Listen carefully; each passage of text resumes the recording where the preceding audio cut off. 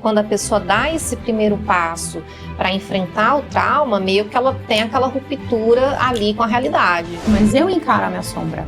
Sim. Entrar em terapia, encarar a minha sombra e entender que eu não sou só a vítima da minha história, não.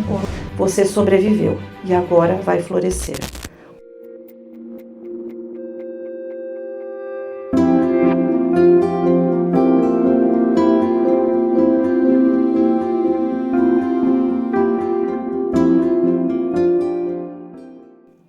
Olá, sejam todos bem-vindos a mais um podcast Serenamente. Cicatrizes invisíveis, será do que nós vamos falar hoje? Mas antes disso, o que de jeito nenhum, Van, o pessoal não pode esquecer? Vocês não podem esquecer de se inscrever aqui no YouTube, compartilhar nossos vídeos e também no nosso Instagram e no TikTok. Pessoal, vocês já ouviram falar sobre TEPT? Transtorno de estresse pós-traumático? É o tema de hoje.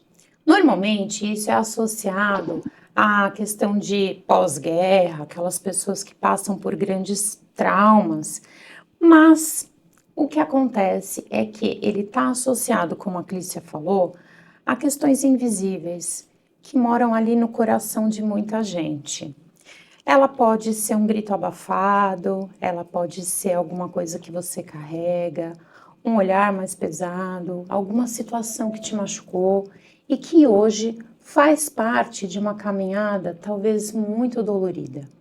Esse é o TEPT, transtorno de estresse pós-traumático, e ele tem muitas nuances que você não conhece, mas vem aqui com a gente, é o que você vai aprender hoje.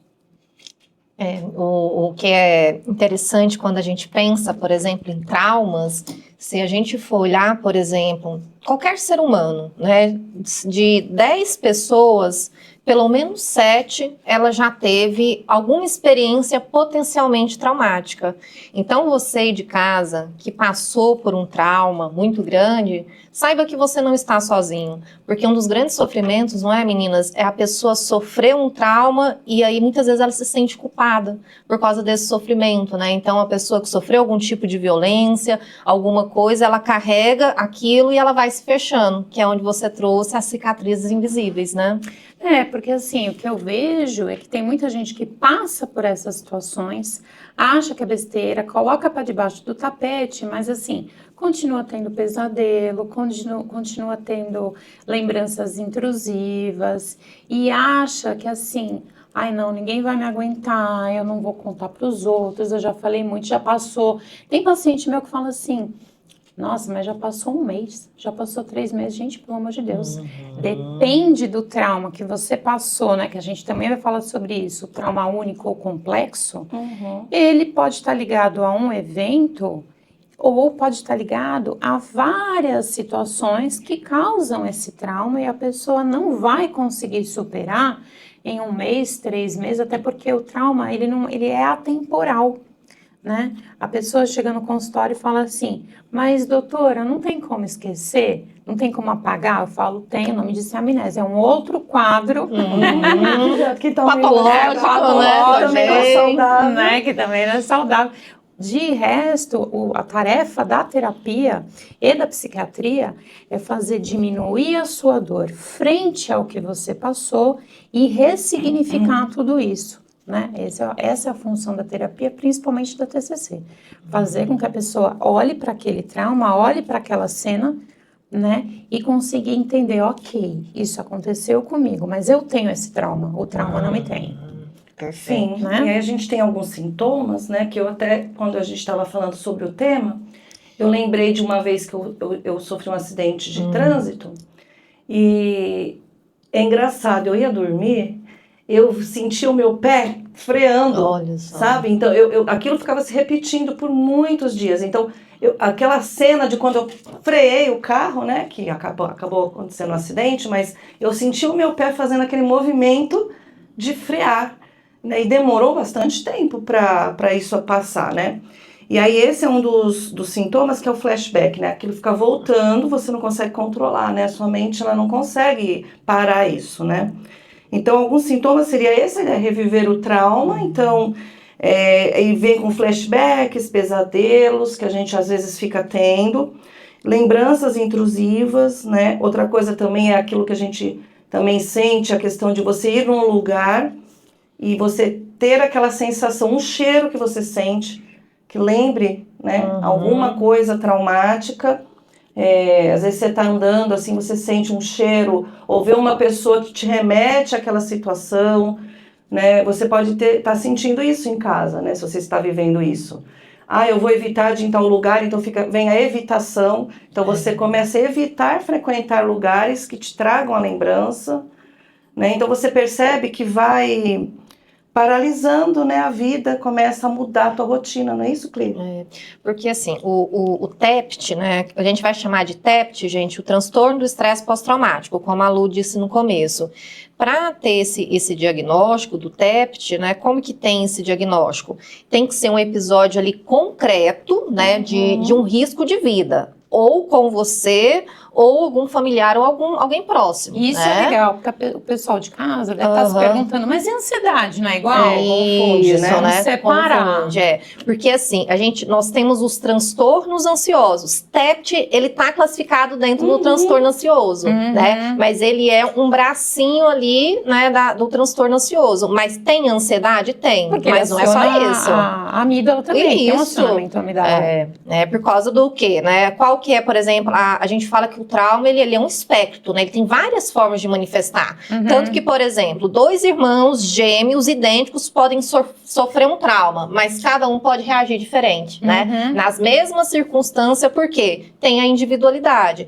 Então, por exemplo, um dos pontos, assim, eu falo que são 4 pontos que manifesta muito. Por exemplo, é isso que você falou, os flashbacks, né? Fica voltando, né? O tempo todo aquela memória voltando do que aconteceu. Que é diferente, por exemplo, de quando aconteceu uma coisa recente e eu fico lembrando. Também isso é importante a gente falar. Né? Aconteceu alguma coisa séria na sua vida, é claro que a gente vai ficar assustada na primeira, na segunda semana. Quando que isso se torna um transtorno do estresse pós-traumático? Se esses sentimentos, eles começam a durar mais de um mês. Aí tá o problema instalado, né? Então a gente precisa avaliar. Então, um flashback, outra coisa, a questão do medo, né? Então, aonde entra a ansiedade, que ansiedade e medo é uma coisa que tá, né, muito ali misturada. Então, por exemplo, o exemplo do carro que você trouxe é perfeito. Porque a pessoa tive um acidente de carro, uma questão pontual. Disso, ela generaliza. Não quero mais andar de carro, eu vejo um barulho de uma buzina, então vai começando a virar uma cadeia. Né? Mas aí tem uma pergunta. Então, vamos lá. A pessoa, vamos diferenciar. Então, tem um exemplo do acidente de carro ocorrido, que causa o TEPT. E tem um acidente que quase ocorreu, e eu tenho aí o gatilho da ansiedade, e a pessoa começa o mesmo comportamento evitativo. Mas um ocorreu, de fato, e o outro não ocorreu. Sim. E é interessante que o DSM-5, né, que é o protocolo, ele traz também quem assiste o acidente. Então, às vezes, não foi comigo, mas eu assisti muito próximo um acidente, alguma tragédia muito próximo. Eu posso desenvolver um TEPT também, né? Sabe o que é interessante, Cli? Eu acho muito interessante falar isso, principalmente para aquelas pessoas de mais idade, que ficam em casa ali, fica assistindo aqueles jornais sanguinolentos, que só fala de crime. Tem uma estatística que aumenta, sim, a atividade amidalar e aumenta a ansiedade também. A pessoa acaba achando que o mundo está muito mais perigoso do que realmente está.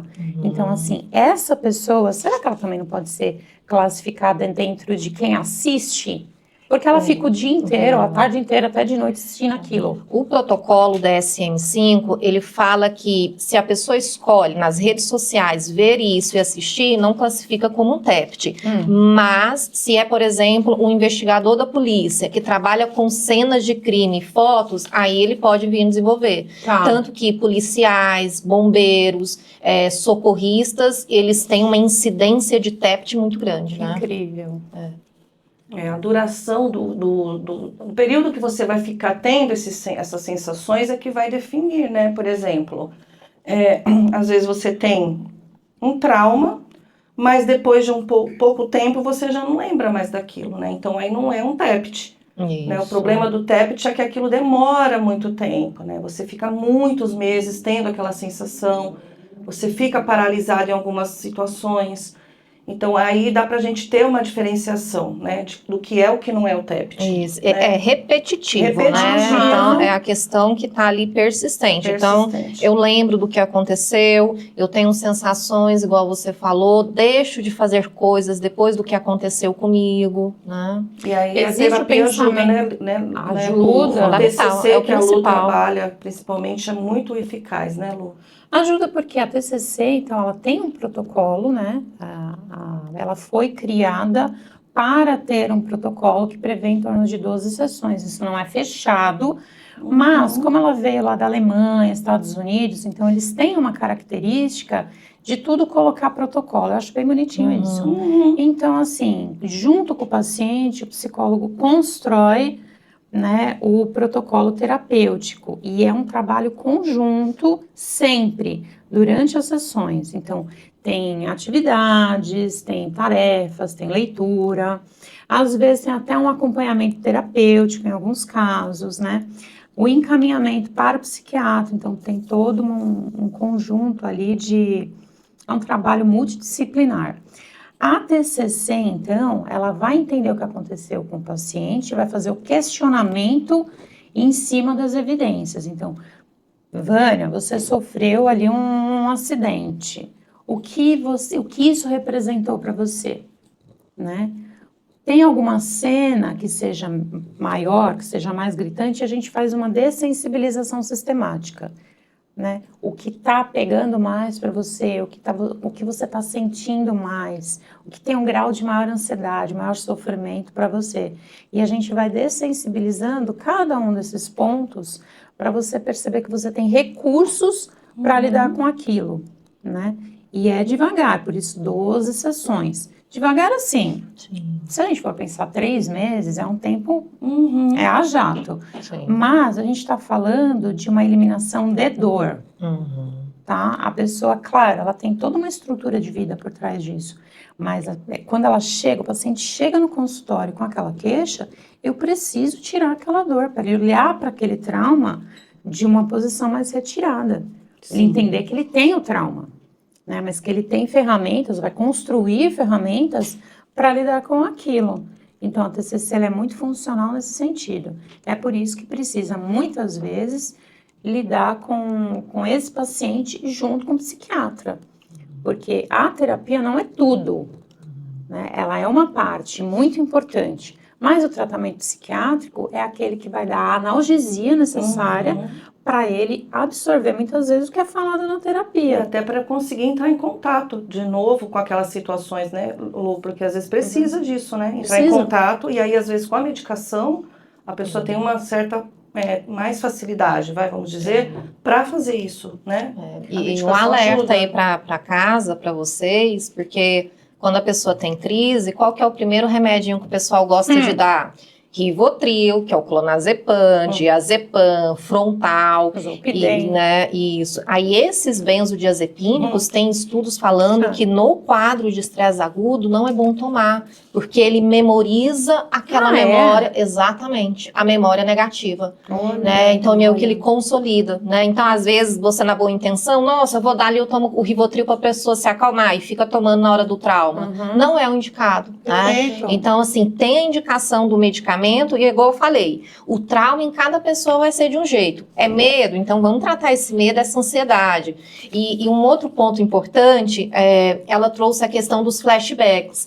Mas tem pessoas que chegam, não é, Lu, e falam assim, não, mas esse evento não me traumatizou, lidei super bem. Mas existe a pessoa antes do trauma e depois do trauma. Às vezes ela não tem flashback, né, que é os pensamentos repetitivos. Às vezes ela nem fica lembrando do evento, não tem pesadelo, mas depois do evento ela mudou o comportamento. Ela fica super reativa, fica super agressiva. Reativa na fala, no comportamento, explosivo. E aí vai buscar a raiz, aonde que tá? No trauma. Incrível, né? E isso também é super importante, porque assim, cada pessoa é uma pessoa. Mas ela vai ali na amiga, e a amiga fala assim, eu tomo Rivotril, né? Exatamente. E vai, ó, toma que você vai ficar bem, gente, pelo amor de Deus. Não use o medicamento da sua amiga. Você é diferente, você é um ser único. Não é para pegar o remédio com um colega de trabalho, com vizinha, com amiga. Vá ao médico. Somente o profissional da área da saúde pode dizer qual é o medicamento adequado para você. Não é a sua colega. A gente sempre fala isso aqui, né, Lu? Repete em todos os episódios. Você é o único, né? Não adianta querer a receita do amigo ou ficar procurando em Google. A gente vai repetir isso todas as vezes, né? Todas as vezes a gente vai falar isso, porque cada ser humano tem uma história, né? Cada ser humano foi criado de uma forma, então não adianta, não existe. Você vê essa particularidade que a Clícia trouxe.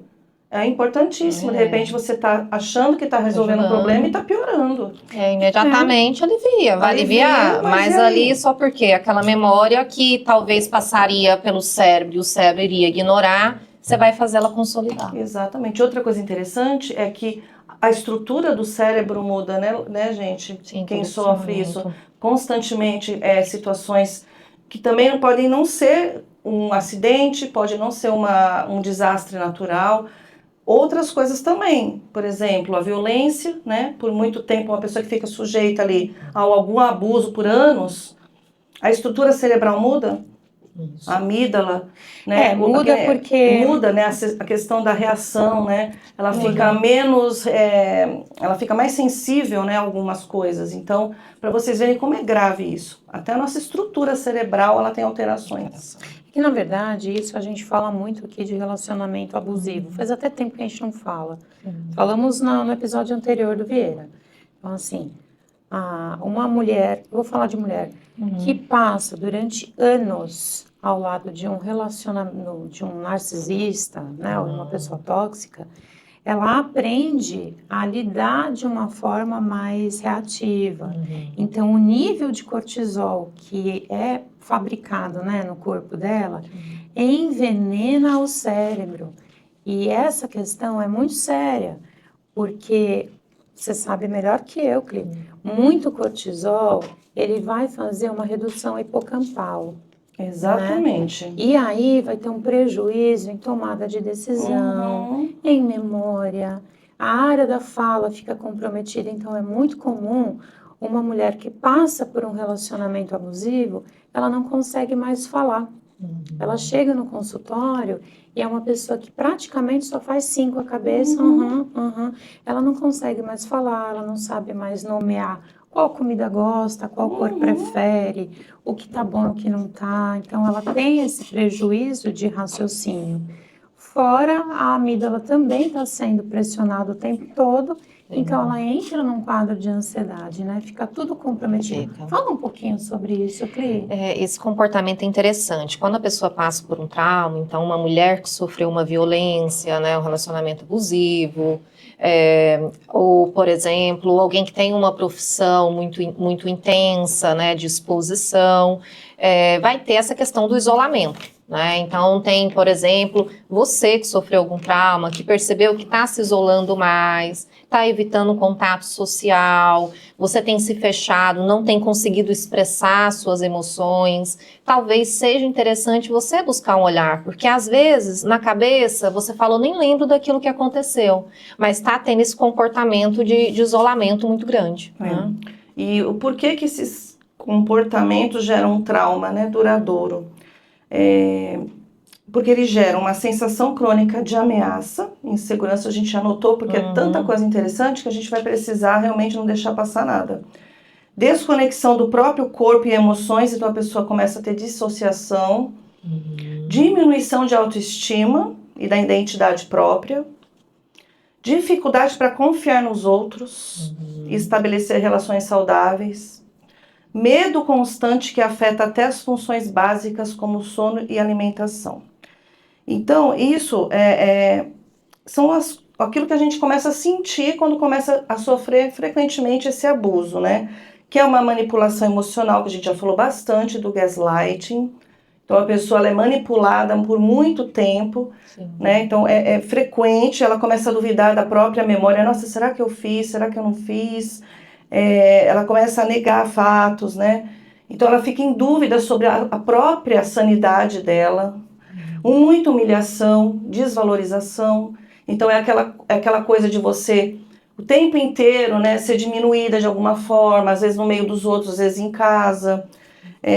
O isolamento que a Clícia falou, você começa a se isolar mais, então você já não tem mais uma referência do que é normal e do que não é. Você começa a achar que é normal aquela vida, então você não conversa muito com as pessoas sobre o problema, né? Normalmente a pessoa, ela não leva isso para os outros, não busca terapia. Então começa a viver muito, né, aquela situação constantemente. Isso é interessante, porque assim, a gente pega pessoas que saíram de relacionamentos onde houve traição, onde houve abuso, e ela tem um discurso assim, eu me tornei uma pessoa mais fria, eu não me envolvo. Fica muito, né, naquele Fica ali na mundinho, retranca, fica ali quietinho no mundinho, até quer começar um relacionamento, até quer levar adiante, mas percebe que o envolvimento é sempre raso pelo medo. Então, assim, aí você pergunta, você já fez terapia? Não, nunca. Então, sabe, é tão complicado porque eu já peguei paciente que eu levei quase 1 ano para o paciente começar um processo realmente de engajamento terapêutico. E é um trabalho de formiguinha, eu tenho que respeitar aquela pessoa. Então, se tem uma complicação aí para desenvolver uma confiança com o terapeuta, com o psicólogo, imagina começar um relacionamento amoroso, A pessoa fica num estado de alerta, né, constante, então ela sempre vai achar que é uma ameaça, né? Ela sempre vai Ela vai achar que o enxergar mundo uma vai trair. ameaça, né? Que vai acontecer alguma coisa ruim, ou às vezes fica também reativa, agressiva, né? isso. Então, ou é aquela pessoa que qualquer coisa briga no relacionamento, ou fica ali aquela insegurança, né? Eu falo que quando a pessoa sofre um trauma, tem que tomar cuidado, porque ela vai criando camada, porque ela quer se proteger. Porque em algum momento, se você sofreu um trauma, é como se naquele momento você não foi cuidado, não foi protegido, como se fosse uma negligência ali, que você estava vulnerável, e você de alguma forma foi machucado, físico ou emocionalmente. Então a pessoa ela vai se isolando, se fechando e ela tenta se fechar para o mundo, né? Eu lembrei agora daquelas bonequinhas da Flávia. Sim. Eu acho super importante. As camadinhas. As É camadas. verdade. Só que a gente, é o trabalho da terapia, né? A gente contar para essa pessoa e fazer ela entender que a essência dela tá ali, Sim. né? Porque aí eu quero estar em um relacionamento de amizade, afetivo, enfim. Só que eu me esqueço de quem eu sou, eu me protejo tanto que eu viro uma descartadora, um descartador. Né? Então, também não quero, também não quero. Quando você vê, você vira um ermitão, você mora numa caverna, né? E não se relaciona com ninguém. Você não Tenta aprofunda. evitar, não? Por exemplo, quando a gente vai na origem da palavra trauma, ela vem do grego, que significa o quê? Ferida, lesão, né? Então eu digo que, por exemplo, muitos dos traumas são feridas da alma mesmo, são lesões, né? Então a palavra trauma é lesão, é ferida. E qual que é a grande dificuldade? A pessoa reconhecer e enxergar essa ferida da alma, essa ferida dessa emoção, porque ela não tá vendo. Ou senão, muitas pessoas não vão validar a dor dessa pessoa. Então vai falar, mas foi só isso. Tantas pessoas passam coisas piores, mas só isso eu vou ficar dessa maneira? E essa negação é o que vai caminhando para um transtorno, né? Sim, porque ela nega a si mesma. A pessoa precisa entender que o cérebro dela foi reprogramado, gente. Não tem jeito. Quem viveu isso, principalmente em relacionamentos, né? É reprogramado. A amígdala fica hiperreativa. É como se aquilo que a gente fala, a gente já falou das outras vezes, é um carro ligado que nunca desliga, tá ali na garagem, então ela tá hiperreativa. E o lobo frontal lá, ele fica também com mais dificuldade para reconhecer, né, as situações. Então não adianta, é muito complicado você querer dar prazos para que isso passe, né? Imagina que aquilo foi reprogramado, então agora tem que ser reprogramado de novo, né? E de repente quantos anos a gente ficou para chegar onde chegou? Quanto tempo de abuso, né? Quanto tempo de desvalorização? Não adianta se culpar, né? Que nem a Lu sempre fala, é acomodar, é se acolher, né? E se olhar e começar de novo, né? Porque tem como mudar essa situação. E permitir, né? Eu acho assim, a pessoa ficou 10, 15, 20 anos aí num relacionamento abusivo. E aí se recolhe, não importa o tempo, às vezes é um ano, não interessa, né? Então, assim, eu falo para o paciente, não importa se o motivo é do tamanho da pontinha da tua unha, não importa. O que importa é o poder devastador que aquilo tem. Sim. Olha para isso com respeito. Só que, entende o seguinte, pode demorar muito tempo para passar se você resolver entrar nessa jornada sozinho, ou pode levar um pouquinho de tempo se fizer terapia. Isso, a terapia é importante. Então, assim, é uma escolha. A terapia é confortável? Não é. Terapia não é Não adianta a confortável. gente falar, né? Porque terapia é basicamente enfiar dedo em ferida, Uhum. né? Dói. Só que assim, ó, tem que ter coragem para fazer terapia, mas tem que ter muito mais coragem para escolher ficar na dor, para permanecer na dor. Eu, sinceramente, eu odeio sentir dor, Uhum. né? Eu acho que sentir dor tem até, né, um quadro clínico que se chama masoquismo. Então, assim, eu não quero sentir dor. Então, eu prefiro ir lá, fazer minha terapia e em pouco tempo eu saio da minha dor e tá tudo certo. Mas eu encaro a minha sombra. Sim. Entrar em terapia, encarar minha sombra e entender que eu não sou só a vítima da minha história, não. Ô, Lu, e outra coisa, pode ser que mesmo depois de você ter melhorado muito, em alguns momentos isso volte, né? Pode acontecer, porque foi um trauma, é igual a ferida, né? Tem uma cicatriz, que nem a Lu foi mordida pela minha cachorra. Ela tem a marquinha, né? Tem. Às vezes vai aparecer aquilo ali, não tem jeito. É uma história pra contar. É uma história. Vai acontecer às vezes de você, puxa, daqui 10 anos, você tá lá lendo um livro, vem uma palavra que te dá uma lembrança daquilo. Você tá assistindo um filme, vem uma cena, mas aquilo já não vai te afetar tanto quanto lá atrás, quando começou. Então, assim, vai acontecer de vez em quando de voltar. Vai. Né? Nós sempre falamos aqui, nós não somos mais as mesmas pessoas. Não adianta. A minha mão não é mais a mesma depois que eu tenho uma cicatriz, ela tem uma marquinha, né? Mas ela continua aqui funcionando, ela tem as funcionalidades dela restauradas. Mas você percebe, as Mas a pessoas marca elas não está querem, elas não querem a marca. Não tem jeito. Não tem jeito, isso é vida. Sim. O nome disso é vida. Sim. Nós gente somos tem as marca. nossas cicatrizes. As nossas cicatrizes nos fazem, né? Ser quem isso. somos. Ser É a quem nossa somos. história. Nossa Puxa, história. não foi legal, foi uma parte triste, mas ela está ali, é sua. Acomode, ela é sua. E o importante, né? Teve o trauma, né? Então, assim, às vezes a pessoa fala, você não sabe a dor que eu senti. Com certeza, Sim, né? cada um Existem sabe a sua dor. situações que, meu Deus, a gente nem acredita que aconteceu.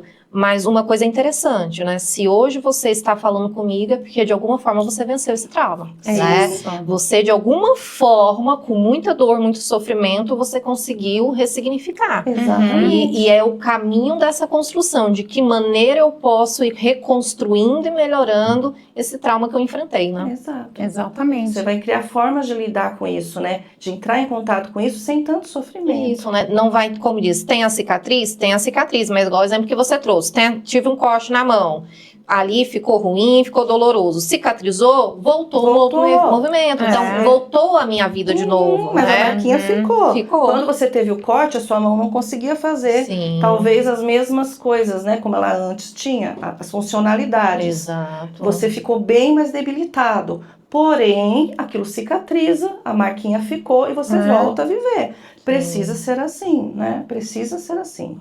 Gente, é assim, tem gente que fala assim, não quero nem falar sobre isso. Exato. Oi? Uhum. Como assim, não quero nem falar sobre isso? Você tá sentindo todo dia. Aí não tem pensamento intrusivo, não tem, como é que você falou? Flashback.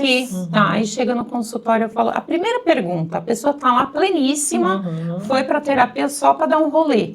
Não tem nada pra fazer na vida. Ela foi ali, né? Imagina. Tá tudo sossegada. Eu já recebi paciente que falou assim, olha, o meu problema é que eu não tenho problema. Tá fazendo o quê? Eu falo assim, então tá bom, querido. Aí temos um problema. Aí temos um problema. Aí temos um problema. Ele não é meu. Você já deu o diagnóstico. Diagnóstico. Vamos lá, vamos conversar sobre não ter problema. E aí, então, o que acontece? A pessoa chega lá e não quer conversar, mas a primeira pergunta que eu falo é assim, tá bom. Como é que tá teu sono? Aí ela não tem nada, não tem pensamento intrusivo, não tem Não lembra do flashback, evento, nada. Mas ela assim, Sono? Ah, não, eu durmo super bem, eu durmo, nossa senhora. Ó, essa noite passada eu dormi 8 horas, 10 horas. Ah, quantas vezes você acordou de madrugada? Ah, sei lá, né? Algumas. Uhum. Então, não, vezes. dormi direto. Aí eu falo, tá bom, ótimo, seu sono tá perfeito, né? Vamos lá. Você acordou cansado ou descansado? A Uhum. pessoa acorda, parece que passou um caminhão. Todo dia cansado. Então, assim, aí a gente já tem a certeza de que essa pessoa não tem um sono de qualidade, né? Então, pode ser que conscientemente ela diga que não tem nenhum sintoma do TEPT.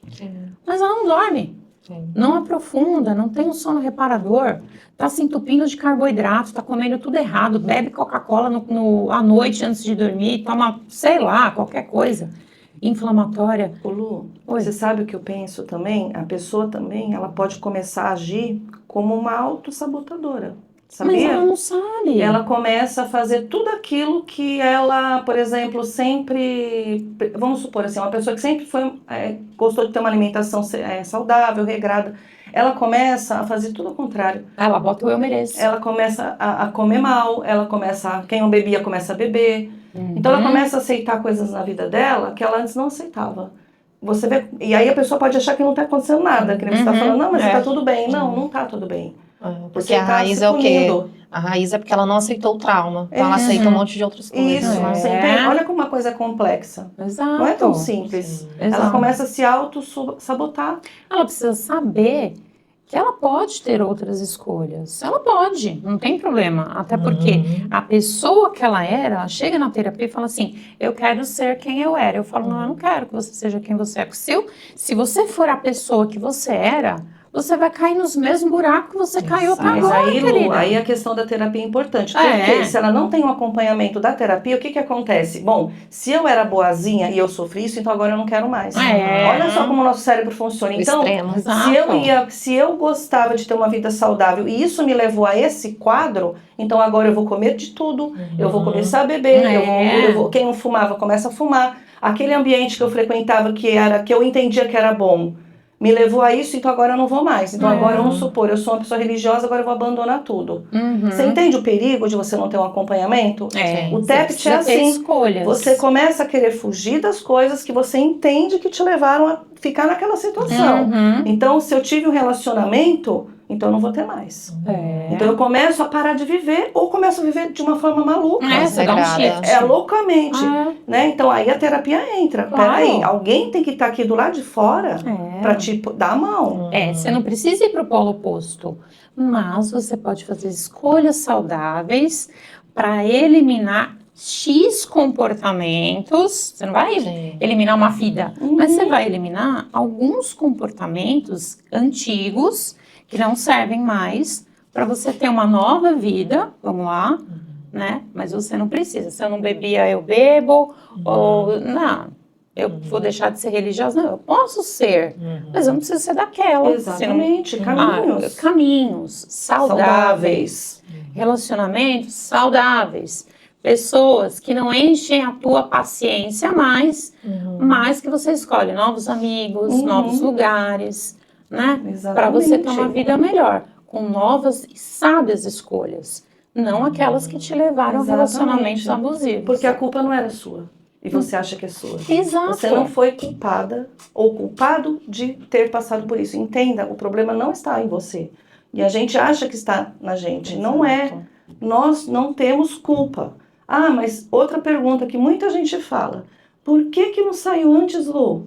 Por que ficou tanto tempo, sabe, que estava doendo, pisava em ovos, porque a gente fica extremamente acelerada, não pode nem ouvir o barulho do carro da pessoa chegando, ou não pode nem imaginar ouvir a voz da pessoa, mas fica lá. Por que, Lu, a pessoa fica, hein? Será que a culpa é dela, que ela não consegue sair? Também. Só que existe ali toda a parte do cortisol, que a gente falou agora há pouco.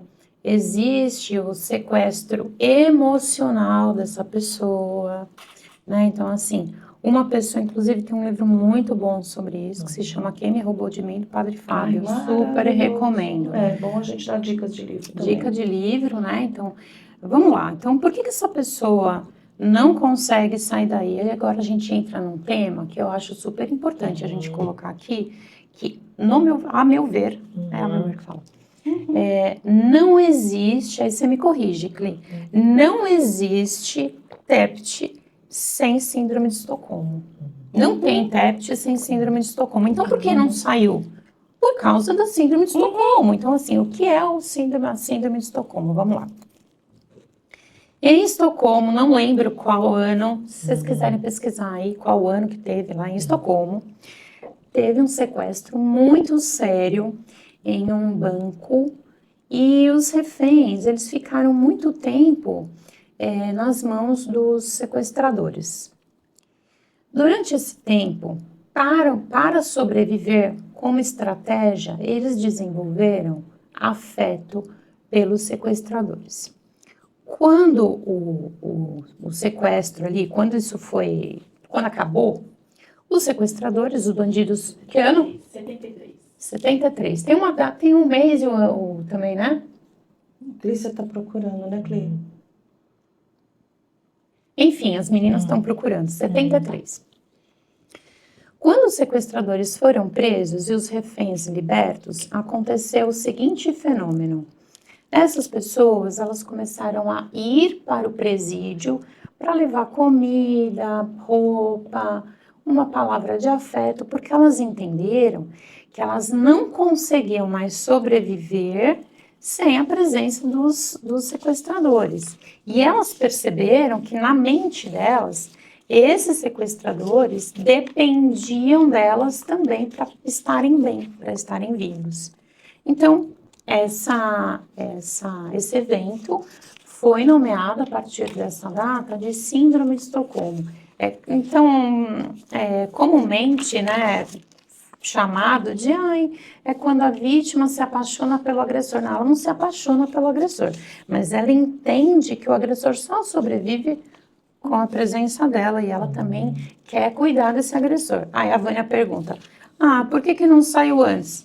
Por causa da síndrome de Estocolmo, porque chega num ponto, é tanto cortisol, né, é tanto prejuízo cognitivo que existe todo esse quadro, a pessoa não se sente capaz de sair. Ela não sabe nem se gosta de, sei lá, não sabe nem se quer comer, se quer dormir, se quer tomar banho. Como é que ela vai saber que ela tem força para sair daquela situação, gente? O sistema límbico, ele assume as emoções, a razão é bem pouco, é incrível isso. É por isso que eu falo que a estrutura cerebral, ela é alterada. Então não dá para você comparar uma pessoa que não passou por isso com uma pessoa que está vivendo isso. Então por isso que é muito complicado você julgar alguém quando você está de fora vendo, porque quando você fala para as pessoas, fala, não é possível, a pessoa fica lá porque ela quer, não. Não é porque ela quer, é porque ela não consegue. É isso que não dá para a pessoa, as pessoas não entendem. Não, porque ninguém quer. Quem é que gosta de sofrer, gente? Só um masoquista. Isso me lembra não lembro com detalhes, é uma ilustração do monge que ele diz assim sobre a segunda flechada. A primeira flechada, ela dói muito e muitas vezes a gente não sabe nem de onde vem. A gente não tem culpa da primeira flechada, mas a partir da segunda, sim, né? Então, muitas vezes, eu não consigo identificar naquele ciclo que eu estou no sofrimento, mas se eu continuo repetindo aquele comportamento, por quê? Não estou cuidando. O ciclo está ali instalado, né? Não foi ainda não quebrado, foi ainda tratado. ali ressignificado, né? Então, a importância dessa quebra, né? Então, e isso é importante. A primeira machucada ali, eu não estou vendo aquilo, eu não estou enxergando, né? Muitas vezes eu estou envolvida por tudo aquilo. Não se culpar. Porque a maioria das pessoas não buscam ajuda por trauma, por medo de se sentir culpada. Eu fui abusada, a culpa foi minha, foi a roupa que eu estava usando, eu sofri uma violência, ele me deu um soco, foi porque eu respondi ele. Então a pessoa vai se culpando. Não, a culpa não é sua, né? Nesse ponto aqui. Né? Agora, né, continuar. Então saiu de um relacionamento, entrou em outro. Tá repetindo o ciclo, existe um padrão aí, que às vezes de um trauma lá de trás, que ainda é a primeira flechada, se não saiu da primeira. Não saiu da primeira. Porque se você... mas eu já tive vários relacionamentos, mas você repetiu. Então você está na primeira. Você porque precisa também tratar. tem o ciclo do luto, né? Eu acho que tem o ciclo do luto. Respondendo um pouquinho, você falou, é culpa. Não é um pouco. Por quê? Porque tem o ciclo do luto. Então tem as 5 fases ali. A hora que a pessoa identifica, eu tô num relacionamento abusivo, ela vai para negação. Ela vai. Não tem como, porque isso acontece na casa do vizinho. Não acontece na minha, isso acontece no filme de Hollywood. Né? Não acontece na minha, comigo não. Uhum. Né? Eu sou psicóloga, eu sou psiquiatra, eu sou... Gente, outra eu coisa sou engraçada. mulher. A gente pode também... Outra coisa que eu sempre me confundia, que eu acho que é interessante a gente falar, é a autoestima, né? Então, assim, não, mas eu tenho autoestima. Eu achava que eu tinha.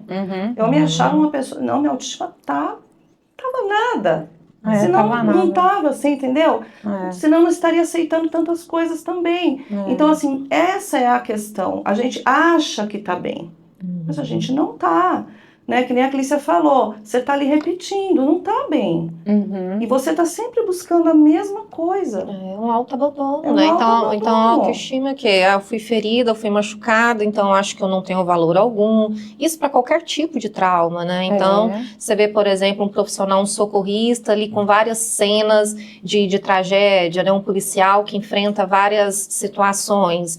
Muitas vezes ele vai o quê? Se abandonando, né? Então chega em casa, não tem o prazer de fazer um esporte, de ir num lugar que tenha prazer, não, vou tomar ali um uísque, vou tomar ali alguma coisa, vai fumar uma maconha para tentar acalmar e continua nesse ciclo. Por quê? Uma das manifestações, um outro ponto de uma manifestação de um trauma é a alteração do humor, né? Então é aquele humor um pouco mais melancólico, um pouco mais de tristeza, aquele humor mais abaixo.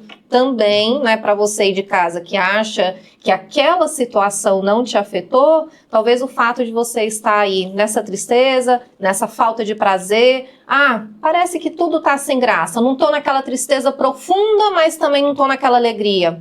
Talvez tenha algum trauma aí debaixo do tapete, né? E a questão da autoestima ainda falando um pouco, nem sempre não, né?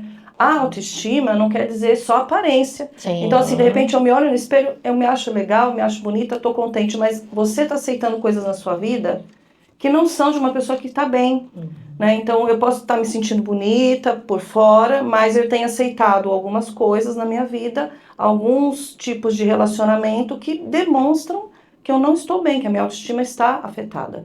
Então, é questão de realmente analisar o todo, né? Não é só um ponto, né? A autoestima tem a ver com muito mais, né? Não é só aparência física.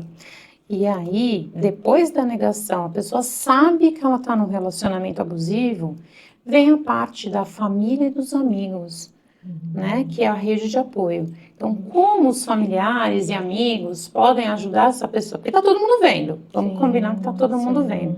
Só que não tem acesso àquela pessoa. E aí, faz parte, eu acho que é importante, porque a pessoa vai ficar revoltada, a segunda fase, né? Dos 5 sintomas ali do luto.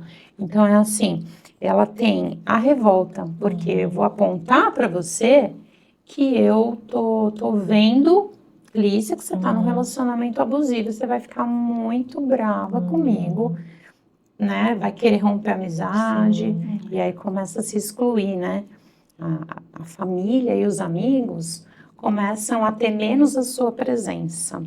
Então, por escolha, a pessoa acaba saindo desse ciclo.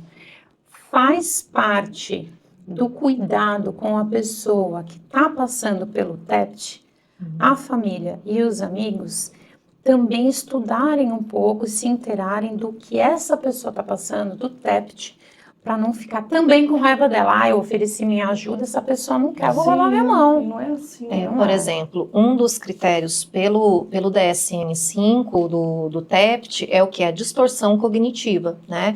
Então, a pessoa, ela não consegue ver as coisas com tanta clareza. É como se a lente da vida dela tivesse embaçada, né? Então, é sempre o intenso, né? O extremo. Então, nessa distorção cognitiva, a pessoa ela vai se culpar demais, né? Um ponto de uma vitimização ali, né? Fica aquele pensamento, aquela vida ruminante, não sai daquilo. Ou também a pessoa pode começar a culpar os outros, né? E aí, quando alguém tenta aproximar, não, mas você não me ajudou quando eu precisei, né? Começa a ter esse apontamento. Por quê? A pessoa que tá dentro aí, que a gente fala dessa areia movediça do trauma, a visão dela tá distorcida. Então, assim, quem estiver ao lado é desafiador para a família, para os amigos, é desafiador, não vamos poetizar a coisa. É desafiador, mas também tem que ter esse manejo, porque a pessoa ali, muitas vezes, ela tá com uma distorção na forma de enxergar o mundo, de Sim. tão adoecida que ela tá. Gente, é tão assim, né? Nossa, a gente falando, é uma coisa que é tão triste, né? Isso. Como uma coisa pode afetar tanto um ser humano, né? Uma relação assim. Eu fico muito assim. Como eu vivi isso, né? Então eu falo de. Eu posso falar, né? Com carteirinha mesmo. Que no início a gente não consegue pensar em outra coisa. Né? Aquele pensamento, ele vai. É incrível. Você fala assim, puxa, eu tô de novo falando disso.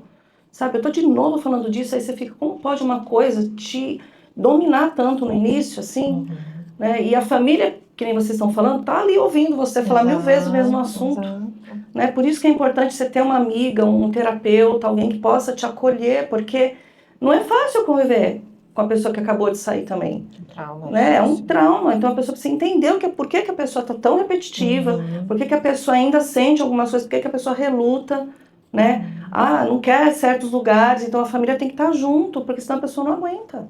Ela não sai sozinha. E é interessante que a pessoa sai e ela começa a se nomear como curva de rio. Então, assim, você não é uma curva de rio, mas se você não prestar atenção nos motivos pelos quais você está repetindo esse comportamento em relacionamentos, aquilo com certeza vai perpetuar. E você vai começar a se ausentar do que é bom. Sim, então, às vezes aparece uma pessoa, não se permite, às vezes aparece uma pessoa boa na sua vida, com uma proposta interessante, e você fala, ai, preguiça, chata pra caramba, olha aí, ó, não tá me dando love bombing. Né? Tá normal demais. Tá normal demais. Tá tranquilo demais. Tranquilo. Né? Ou então, nossa, tá demonstrando muito, credo, preguiça. Então, presta atenção, a pessoa que se julga curva de rio tem que prestar atenção nela. O que acontece?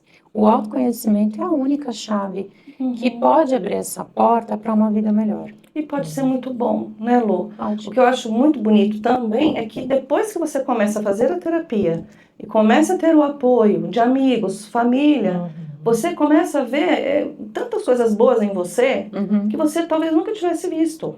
Né? Então é uma coisa muito linda também. É um renascer realmente, né? Você começa a florescer, você começa a sentir prazer em estar com as coisas que você sempre gostou, mas que você talvez nem sabia que você gostava, né? Porque você vai perdendo isso. Entender assim, o principal de um trauma, né? Para você que sofreu um trauma em casa, né? Ou num relacionamento, seja ele qual for, uma das coisas mais lindas que existe no cérebro do ser humano é a capacidade de ressignificação. Exatamente. Né? Então, assim, por mais doloroso que tenha sido ou ainda é na sua vida, saiba que com as ferramentas adequadas, não com formas de compensação, é possível ressignificar tudo, né? E o tempo que você vai levar para ressignificar só depende do dia que você começa. Exatamente. Então, É o primeiro passo. Quanto mais tempo você demorar para dar o primeiro passo, mais tempo vai demorar para sair. Exato. Então, para que sofrer mais, né? Para quê? Se você já se reconheceu em alguma dessas características que a gente comentou aqui, já é um sinal de alerta. Então, não pense duas vezes, busque ajuda, porque é bom. E uma coisa que eu lembrei agora, que você até citou aí pra gente reforçar, que é os sintomas dissociativos, né, Lu? Porque quando a pessoa dá esse primeiro passo para enfrentar o trauma, meio que ela tem aquela ruptura ali com a realidade, né? E aí ela tem essa dificuldade, você percebe disso no dia a dia? Essa dificuldade ali da questão dissociativa. Então, muitas vezes ela tá no trânsito, nossa, onde que eu tô? Pra onde que eu tô indo? Aí o paciente fala, nossa, eu quero investigar Alzheimer. Não tem nada a ver com Alzheimer, né? Tem a ver com aquele traumazinho ali que tá querendo florescer para você reagir a ele, né? Então, às vezes, também um sintoma que você pode sentir que passa muito desapercebido é aquela sensação de estranheza. Nossa, tá estranho esse ambiente, parece que a parede tá mais distante, né? Aquele calafrio que dá, também é um sintoma muito grande, né? A desrealização, parece que eu não estou no ambiente, parece que eu estou como observadora, né? É como se o cérebro ali tivesse uma ruptura. E às vezes quando a gente começa a lidar com a dor forte, pode acontecer e tudo bem, né? É o processo de cura, de lavagem dessa ferida e tirando essas impurezas, né? É importante anotar, uma das técnicas da Ótimo. TCC é anota o dia e o que você sentiu. Pega um papel, coloca o dia, a hora, o que você sentiu, faz um relatório. Normalmente a terapia é uma vez por semana, tá? Então assim, eu sempre falo, você tá com a tua psicóloga 50 minutos, 4 vezes por mês. Só que com você tá todo o tempo, 24 horas por dia. Então, faz um recordatório. Na TCC a gente faz muito, eu faço muito. Falo, traz o caderninho, anota, né? Então assim, dia, hora, o que aconteceu. E vai junto com a psicóloga ali conversar sobre esse sintoma para saber é normal, não é, o que aconteceu, porque cada gatilho, cada sintoma, ele tem uma mensagem, cada sintoma é um mensageiro sobre algo que está acontecendo, né, e que precisa e pode ser curado. A gente não gosta da palavra cura, mas a gente vai usar ela aqui. Então, assim, cada gatilho é um mensageiro, cada sintoma é um mensageiro. E a terapia é o lugar onde você vai cuidar dessa mensagem. Só que precisa do recordatório, precisa da anotação. Ter esses gatilhos, porque muitas vezes a pessoa tá ali no consultório, né, Lô, e chega, eu tenho depressão, estou depressiva, eu tô com fobia, eu tenho pânico, mas é a ponta do iceberg, né? Por que eu não consigo dirigir um carro? Ah, porque um tempo lá atrás, na minha infância, meu pai capotou o carro, por exemplo, né? Por que eu nunca consigo ter um relacionamento, ou os relacionamentos são disfuncionais, né? Busca lá atrás. Então, se não for a fundo entender esses gatilhos, porque o corpo, eu falo que ele ali, ele ajuda qualquer detetive, né? Então, ele vai te contar, o corpo grita, né? Como diz os legistas que o dizem, né? Descobre tudo. Sim. Então, imagina em vida, né? E aí a gente vai ignorando isso, minimizando, não validando a nossa dor e vai aprofundando. Aí é um TEPT que evolui para um transtorno depressivo grave, a pessoa começa a ter, inclusive, pensamento de morte, porque ela acha que não vai ser aquele ciclo, né? Porque assim, tá tão doída a vida, que é melhor acabar com essa vida. Né? Na verdade, ela não quer terminar com a própria vida, ela quer terminar com a dor diante dessa vida. Existem outras formas, já disse o Coronel Diógenes, né? Então, quem não viu, veja, né? O episódio, não lembro que número, Coronel Diógenes. Então, assim, a gente precisa entender que a vida, ela pode ser melhor, mas eu preciso me conhecer, eu preciso, cada momento do meu dia, o que eu tô sentindo? Eu tô bem, eu tô mal, eu tô angustiada, eu tô triste, por quê?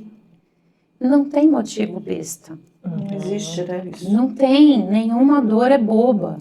Eu preciso olhar para aquilo. Não importa se para os outros não é nada, né? Dor é quê? Na medicina, entender, sinal de alerta, né? né? Sinal de alerta. E aí tem aqui, eu até deixei anotado alguns passos, os primeiros passos, né, para a reconstrução emocional. Primeira coisa que a gente sempre vai falar, que até o Vieira falou no anterior, aqui no nosso episódio anterior, Vieira Júnior, tem que interromper o contato com o abusador. Não tem jeito. Não existe amizade com ex-abusador. Né? Nem vou dizer palavra narcisista. Que tenha um relacionamento tóxico. Tem que interromper. Né? Não tem jeito. Tem que bloquear nas redes. Porque cada interação vai reabrindo a ferida.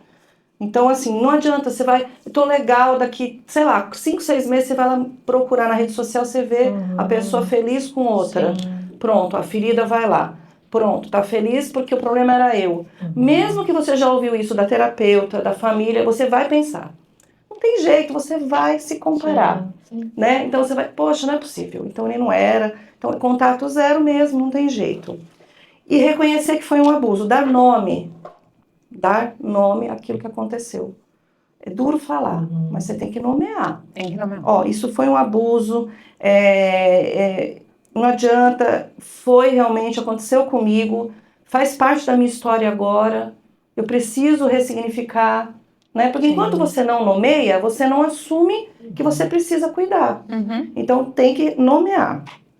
E acolher essa culpa que às vezes você sente com compaixão. se abraçar. Às vezes você vai precisar se abraçar mesmo, né? Existem algumas técnicas que pedem para você se abraçar, se acolher. Acho que foi até a Flávia que falou disso aqui, né? Pra gente não ter essa rejeição com a gente, porque a gente se rejeita às vezes. A gente não quer. E aí resgatar a conexão com a gente, né? Que é o que a Lu falou também. O que que eu gosto, né? Onde eu gosto de ir. Às vezes você queria ir em um lugar e a pessoa falava assim, você só gosta de ir nesse lugar, né? Você não tem outra ideia? Você gosta. E daí se você gosta? Vá. Se você tiver que ir todos os dias, te faz feliz? Você gosta de ir? Pronto. Você gosta de comer aquela comida? Faça. Gente, as pessoas são únicas. Tem gente que não gosta de ir pra balada e tem gente que só é feliz na balada. Cada um é cada um. Então a gente tem que se reconectar. Peraí, eu vou se eu gostar. E outra coisa, parar de às vezes ir também só para agradar o outro. Sim. Né? Os limites que a gente precisa colocar. Que nem a Lu sempre fala, o seu não tem que ser respeitado. Sim. A partir do momento que o seu não é respeitado, é um abuso. Né? Eu gosto muito quando ela fala disso aqui. Às vezes a gente acha que não. E quantos nãos você teve desrespeitado e, sabe, engoliu aquilo quieta? Gente, limite. Sabe, falar o que você não gosta, o que tá te incomodando. Olha, até aqui você pode vir, tá, Lu? Daqui pra cá eu acho que melhor a gente parar. Tá me machucando? Sim. Não, porque isso acontece em amizade, isso acontece na família. Você tem que se colocar. Sim. Né? Então, isso aqui são alguns passos para a gente reconstruir nosso emocional, porque tudo isso a gente foi perdendo, né? E aí eu queria até ler aqui uma carta, né, que eu trouxe para a gente fazer aqui. Uma carta para mim mesma que um dia ficou onde doeu. Então eu queria falar para você aí de casa. Eu vou depois pedir para o Gustavo e para a Bia deixar isso aqui lá no nosso... Não sei se no YouTube ou até no Instagram, tá bom? Que é um exercício mesmo. Eu não sou TCC, mas eu vou virar agora. Que orgulho! A gente transita onde a gente precisa transitar, né, Lu? Porque tem coisas que a gente precisa de algumas técnicas, né, Lu? Então eu achei bem interessante isso daqui. Então vamos lá, eu vou ler para você. Querida eu do passado. Então eu estou escrevendo para a Vânia do passado. Eu sei quanto você tentou. Sei que você ficou porque acreditava no amor, porque esperava mudança, porque tinha medo. Você não ficou por fraqueza, ficou por sobrevivência. Sei que você acreditou nas promessas, que se calou para manter a paz, que se culpou quando não teve culpa. Você aceitou menos do que merecia, não porque não sabia amar, mas porque não sabia o quanto você mesma era digna de amor. Você se esqueceu de si mesma para tentar salvar alguém que só te afundava. E mesmo assim você seguiu, com o coração em pedaços, mas com uma força que nem percebia que tinha. Hoje, do lugar que estou agora, eu te honro. Você não era fraca, você era leal, era corajosa, fiel e uma esperança que ninguém valorizou. Mas agora chegou o momento de te libertar da culpa. Você fez o melhor que podia com o que sabia. E agora que sabemos um pouquinho mais, vamos juntas curar? Prometo cuidar de você daqui para frente. Prometo que a sua voz será ouvida, que as suas lágrimas serão acolhidas, que o seu valor jamais será esquecido de novo. Você sobreviveu e agora vai florescer. Com amor, aqui está reconstruindo a nossa história. Lindo. Então, gente, é isso. Você tem que olhar para você agora e cuidar daquela que ficou lá atrás, porque ela precisa de você. E aí eu vou deixar essa cartinha lá para as pessoas poderem escrever. Sim. Coloca o seu nome e leia 1000 vezes se precisar. Sim. Porque a gente fez o nosso melhor, né? Exatamente. Talvez, se tivesse sido com uma outra pessoa, tivesse florescido todo mundo, né? Todos que estavam ao redor. E isso é o trauma, né? Ele vai te deixando cada vez mais fraquinha. Mas a gente não pode parar no tempo e a gente precisa seguir e a gente precisa se amar. E para isso que a gente está aqui. Sim. Né? O autoconhecimento, né? Dar nome às coisas, buscar terapia, buscar talvez um acompanhamento psiquiátrico, não é vergonha. né, Clícia? Sim, né?